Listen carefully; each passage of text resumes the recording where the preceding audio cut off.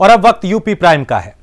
दरिंदों की हैवानियत का शिकार होने के बाद बीते 2 हफ्तों से जिंदगी और मौत के बीच झूल रही हाथरस की बेटी ने दिल्ली के सफदरजंग अस्पताल में दम तोड़ दिया। पीड़िता 14 सितंबर को सामूहिक दुष्कर्म का शिकार हुई थी कथित तौर पे, और सोमवार को हालत बिगड़ने के बाद उसे अलीगढ़ से सफदरजंग अस्पताल रेफर किया गया। आरोपियों ने सिर्फ उस मासूम पीड़िता के साथ दुष्कर्म ही नहीं किया, बल्कि उसकी गर्दन भी तोड़ दी थी। उसके बाद हैवानियत की सारी हदें पार की गई थी।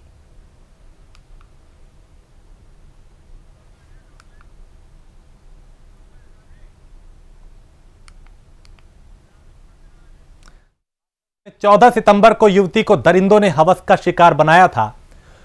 आरोपियों ने पीड़िता की रीढ़ की हड्डी तक तोड़ दी थी। इस दौरान पीड़िता को जान से मारने की कोशिश की गई और पीड़िता को गला दबाकर मारने की भी कोशिश की गई।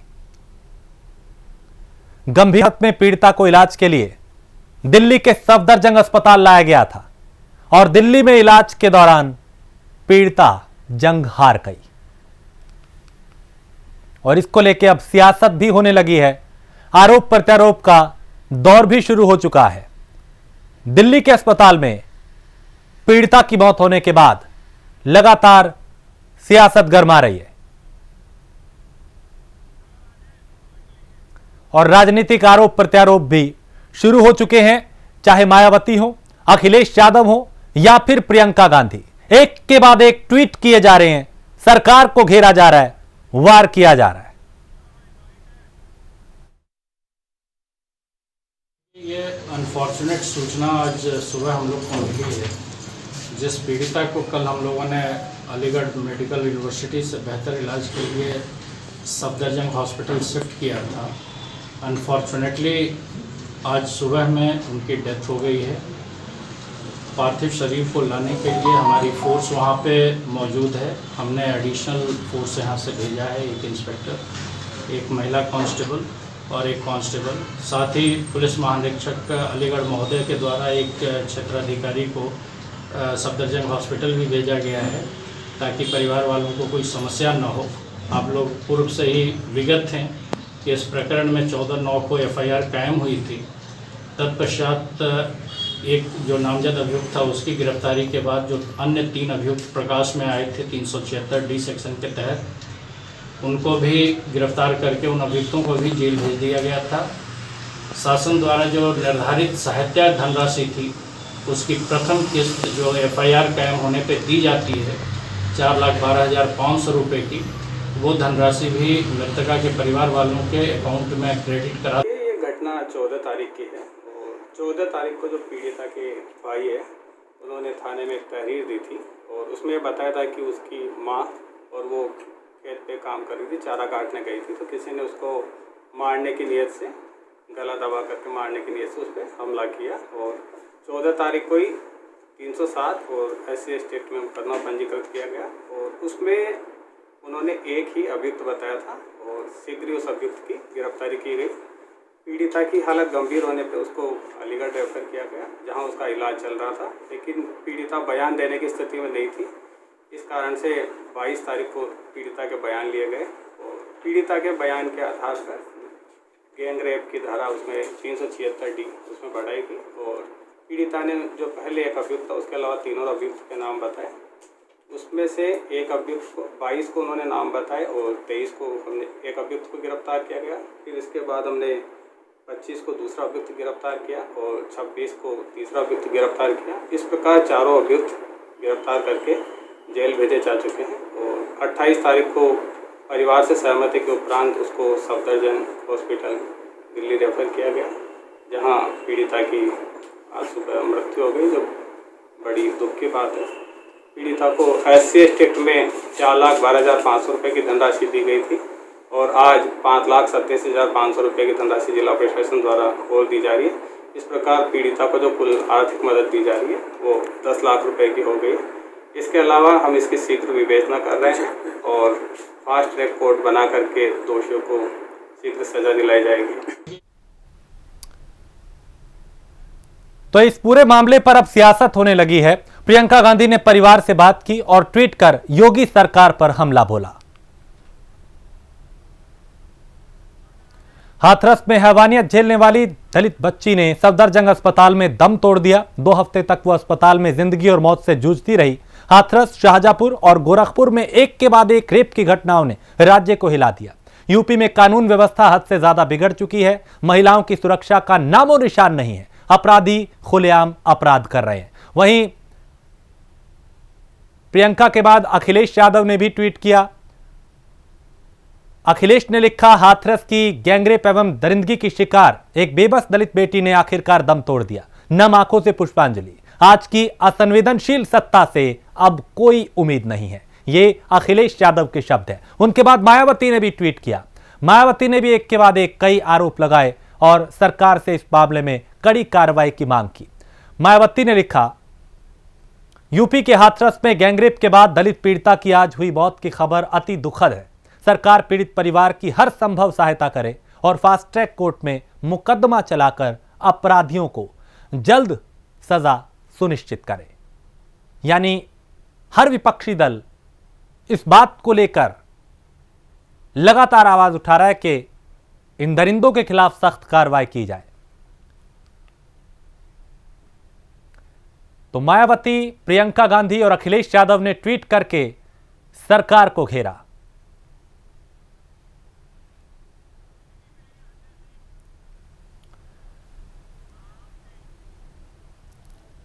और हाथरस मामले को लेकर देश भर में आक्रोश है। वहीं इस मामले पर आम आदमी पार्टी के राज्यसभा सांसद संजय सिंह ने प्राइम न्यूज से बात की। उन्होंने क्या कुछ कहा, उन्हें सुनते हैं। आप सांसद संजय सिंह जी, सर, सरकार ये कह रही है कि आप लोग एनार्किस्ट हैं, गलत चीजें फैलाते हैं। एक बार फिर से आप लोगों की तरफ से गलत चीजें फैलाई गई, क्योंकि मेडिकल रिपोर्ट जो जारी की गई उसमें ये बताया गया कि कुछ ऐसा हुआ ही नहीं। तो ये सब क्या है? देखिए, ये बेशर्म है योगी सरकार। बलात्कारियों के संरक्षण में खड़ी होने वाली है योगी सरकार। और इस बेशर्म सरकार से मैं ये पूछना चाहता हूँ कि क्या उस बच्ची ने अपना गला दबा के खुद से अपने गले की हड्डी तोड़ ली? क्या उसने अपनी जीभ खुद से काटी? क्या उसने झूठा, अरे भाई, मरने से पहले का बयान तो सुप्रीम कोर्ट भी मानता है। उसने झूठ बोला। उन अपराधियों को, उन दुर्दांत अपराधियों को बचाने के लिए पूरी की पूरी योगी सरकार खड़ी हो गई। आज उन परिवार वालों को धमकी दी जा रही है। यह कहा जा रहा है कि उन्नाव जैसा तुम्हारा हाल कर देंगे। तो 6 महीने के अंदर इसकी सुनवाई पूरी करके इन दुर्दांत अपराधियों को फांसी की सजा दी जाए। नंबर 1, 50 लाख रुपए का मुआवजा दिया जाए और परिवार को सुरक्षा दी जाए, वरना उनके साथ कोई भी बड़ी घटना हो सकती है। अच्छा संजय जी, 8 दिन लग गए लगभग धाराओं को बढ़ाने में। मामला दर्ज नहीं हो रहा था। लड़की की जब हालत गंभीर होती रही तो उसे दिल्ली नहीं ले जाया गया। जब बहुत प्रेशर हुआ तो दिल्ली ले गए, फिर एम्स में नहीं ले गए, सफदरगंज ले गए। ये सारी जो सवाल है, आखिर आरोपियों कि पहले सिर्फ एक अपराधी पे मुकदमा हुआ, उस पर भी 376 नहीं लगाया गया, बलात्कार की धारा नहीं लगाई गई। बाद में जब मीडिया में मामला ज्यादा उठा तो उस पर फिर बलात्कार की धारा लगाई गई, गैंगरेप लगाया गया।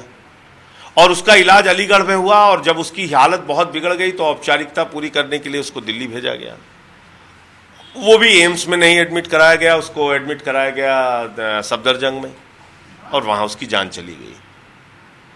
तो ये एक संवेदनहीन और एक क्रूर व्यवस्था उत्तर प्रदेश के अंदर, क्रूर सरकार चल रही है, जिसको बच्चियों की सुरक्षा से कोई लेना देना नहीं है, आम आदमियों की सुरक्षा से कोई लेना देना नहीं है। लोग मरते हैं, मरते रहें, लूट हो, अपहरण हो, बलात्कार हो, हत्या हो, इस सरकार से कोई लेना देना। धन्यवाद हमसे बात करने के लिए। तो ये थे संजय सिंह, जिनका साफ तौर पर कहना है कि उत्तर प्रदेश में बलात्कारियों को बचाने के लिए प्रदेश सरकार पूरी कोशिश कर रही है। हाथरस में जो हुआ उसके बाद आरोपियों को कैसे बचाया जा रहा है वो जग जाहिर हो गया है। और जब बयान आ जाता है तो उसके बाद मेडिकल रिपोर्ट क्यों जारी की जाती है और उस मेडिकल रिपोर्ट में भी कुछ साबित नहीं हो रहा है। बहरहाल अब ये मामला कहीं ना कहीं बहुत बड़ा होते जा रहा है, क्योंकि उत्तर प्रदेश में इस तरह के जो मामले हैं वो लगातार बढ़ते जा रहे हैं। लखनऊ से कैमरा पर्सन राहुल के साथ मैं। वहीं कांग्रेस नेता प्रमोद तिवारी और सपा प्रवक्ता सुनील साजन ने प्रदेश की कानून व्यवस्था पर सवाल उठाए।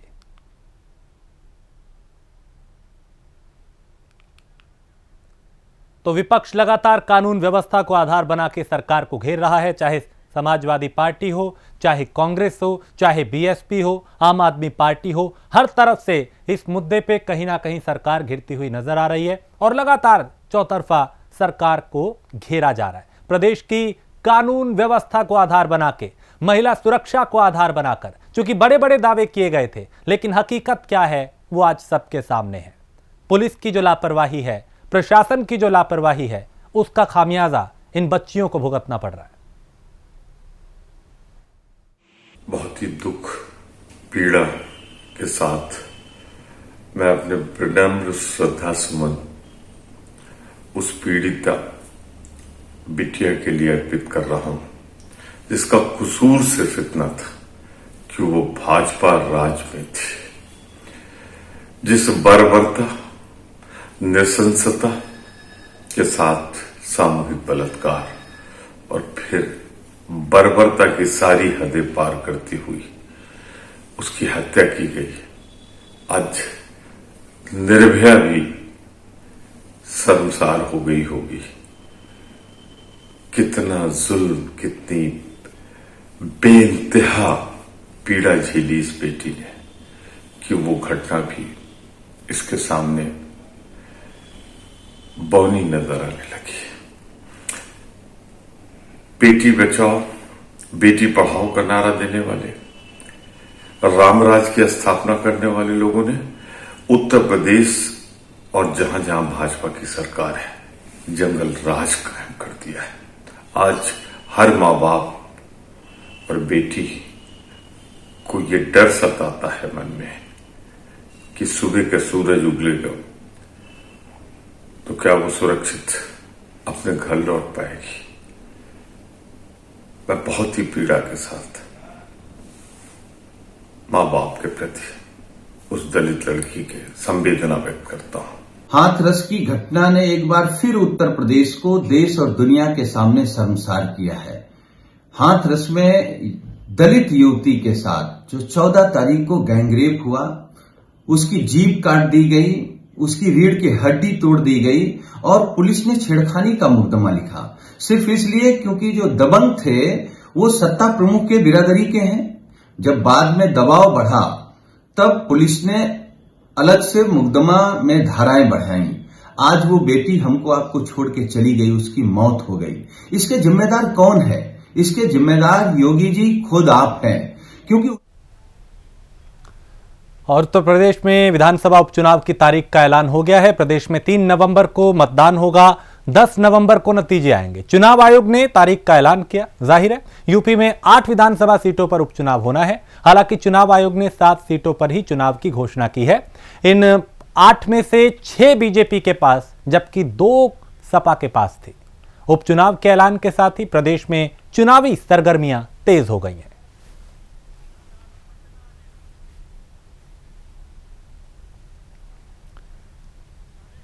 तो ये वो सीटें हैं जिन पे उपचुनाव होना है, मतदान होना है। जौनपुर की मल्हनी देवरिया की सदर सीट है जो बीजेपी के पास थी पहले, और फिरोजाबाद की बात करें तो फिरोजाबाद की टुंडला सीट पर भी मतदान होना है। बुलंदशहर में यहां पे भी वोटिंग होगी। अमरोहा की नौगांवा सादात सीट जो है यहां पे भी वोटिंग होगी और कानपुर नगर की घाटमपुर सीट पर भी उपचुनाव होना है। उन्नाव की बांगरमऊ में भी वोट डाले जाएंगे। तो उत्तर प्रदेश में विधानसभा उपचुनाव की तारीख का ऐलान हो चुका है। सरगर्मियां तेज हैं।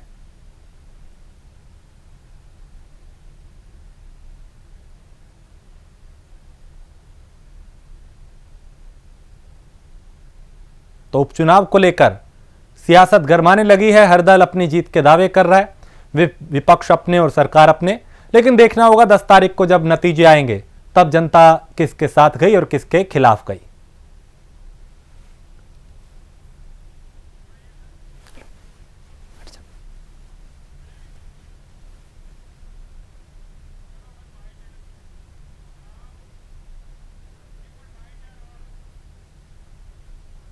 सत्रह में भारतीय जनता पार्टी ने जो उत्तर प्रदेश की जनता के साथ वादा किया था उसमें एक भी पूरा नहीं किया। बेरोजगारी चरम सीमा पे है, अपराध बढ़ा हुआ है, कोरोना काल से लोगों की मौतें हो रही हैं, महंगाई तेजी में है, यहाँ पे किसान आत्महत्या कर रहा है। तो आपने क्या किया यहाँ पे? और जो झूठे वादे आपने जनता के साथ किए थे, जनता बाई इलेक्शन में आपको बताएगी कि झूठे वादे की सजा क्या होती है। जनता की ताकत है। जनता आने वाले बाई इलेक्शन में भारतीय जनता पार्टी को ऐसा करारा तमाचा मारेगी कि भारतीय जनता पार्टी की समझ में आ जाएगा कि जो जनता के साथ धोखा करता है उसको क्या सजा मिलती है।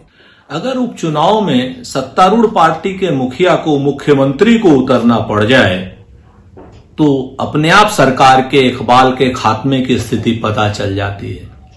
आदरणीय योगी जी को अगर उपचुनाव में उतरना पड़ रहा है तो इसका मतलब उनके 3 साल के विकास कार्यों का मतलब शून्य है, कानून व्यवस्था जंगल राज है, तभी उनके माथे पर चिंता की लकीरें हैं और तभी वो उपचुनाव में स्वयं का मान लेकर के उतरे हैं। अगर उन्होंने काम किया होता तो लखनऊ बैठ करके कहते कि हमारे काम पर जनता वोट दे।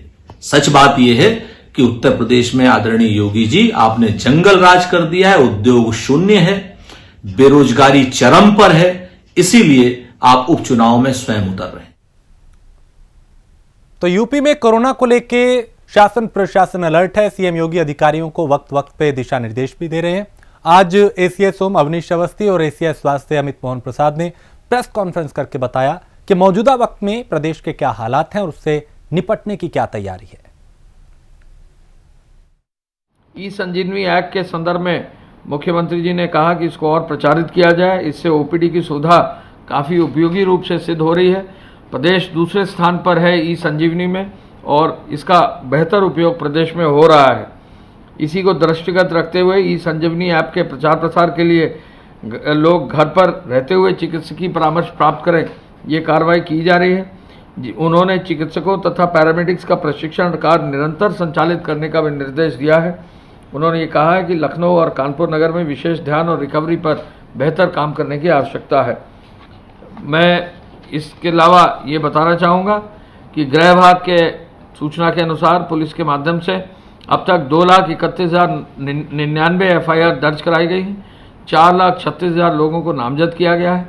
74,689 वाहन सीज किए गए हैं। 87 करोड़ 21 लाख की शमन शुल्क की राशि वसूल की जा रही है। आवश्यक वस्तुओं के लिए पर्याप्त मात्रा में लगभग 4,39,000 वाहनों को परमिट दिया गया है।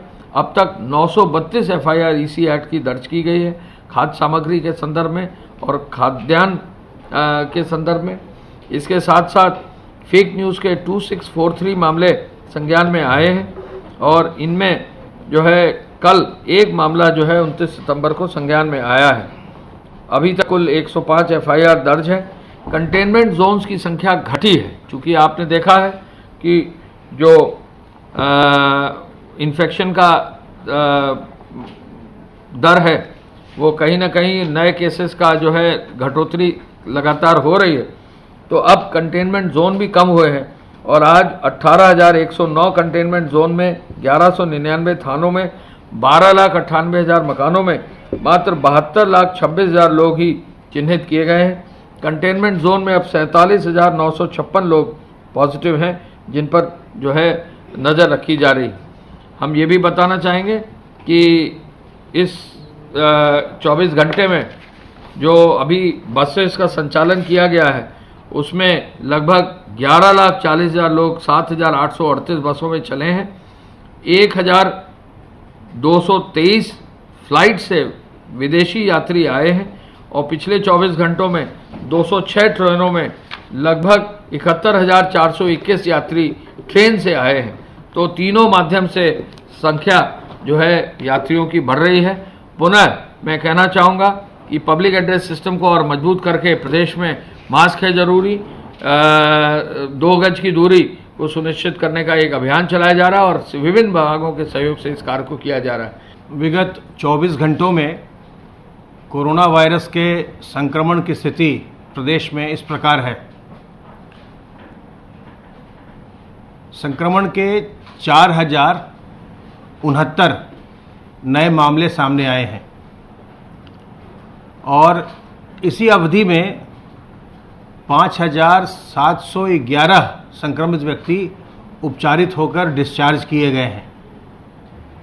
इस समय एक्टिव इन्फेक्शन के केसेस की कुल संख्या 52,160 है और अब तक कुल जो संक्रमित होने के पश्चात व्यक्ति डिस्चार्ज किए गए हैं उनकी संख्या बढ़कर के 3,36,981 हो गई है।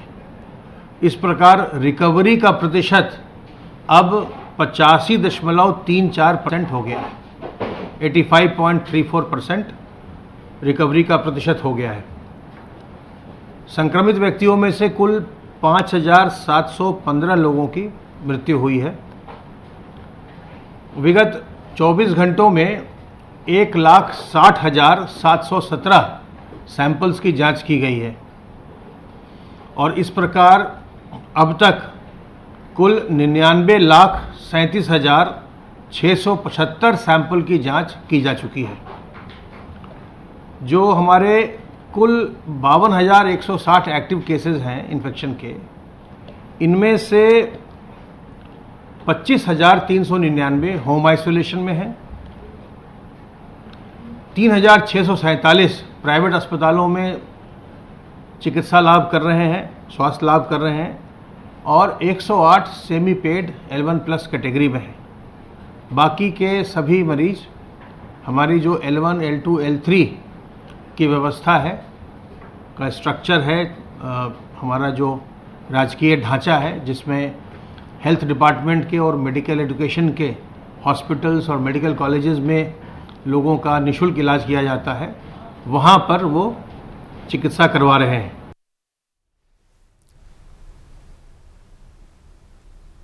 अतीक अहमद की मुश्किलें कम होने का नाम नहीं ले रही हैं। प्रशासन की तरफ से अतीक अहमद के करीबियों पर लगातार कार्रवाई की जा रही है। अतीक के करीबियों की ओर से कराए गए अवैध निर्माण पर बुलडोजर चलाया जा रहा है। अतीक अहमद के करीबियों पर आरोप है कि उन्होंने स्टेट लैंड की जमीन कब्जा कर अवैध रूप से इमारतों का निर्माण कराया था और इस तरीके से पिछले कई दिनों में कई इमारतों को ध्वस्त कर दिया जो नियमों को ताक पे रख के बनाई गई थी।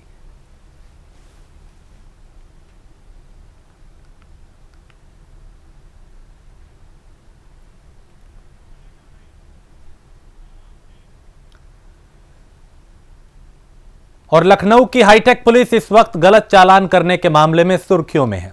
किसी 4 पहिया वाहन का चालान बिना हेलमेट का किया जा रहा है तो बाइक का बिना सीट बेल्ट लगाए, वहीं ऑटो रिक्शा का चालान 10,000 तक कर दिया जा रहा है। वजह साफ है, अधूरे ज्ञान के साथ पुलिस कर्मियों को ई चालान करने के लिए सड़क पर उतार देना। अब अनाड़ी पुलिस कर्मियों को ट्रेनिंग दी जा रही है। ऐसे टॉप 5 इंस्पेक्टर्स को चिन्हित किया गया है जिनसे ई चालान करने में चूक हो रही है।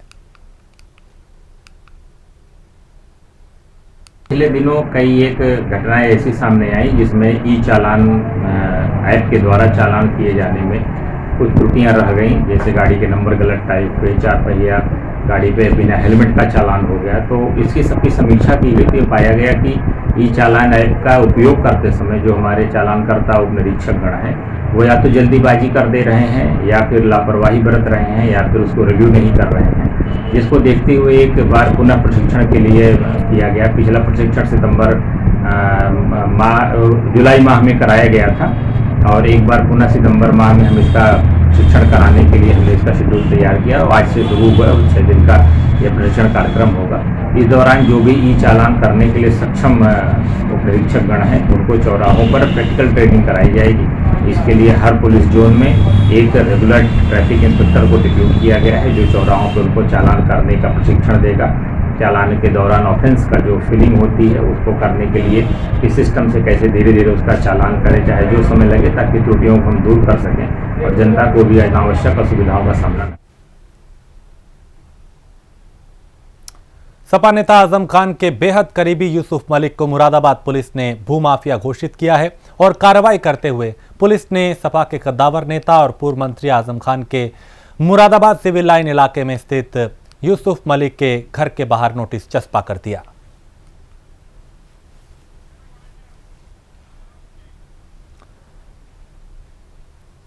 और इसी के साथ इस बुलेटिन में इतना ही। देश प्रदेश की बाकी खबरों के लिए आप देखते रहिए प्राइम न्यूज।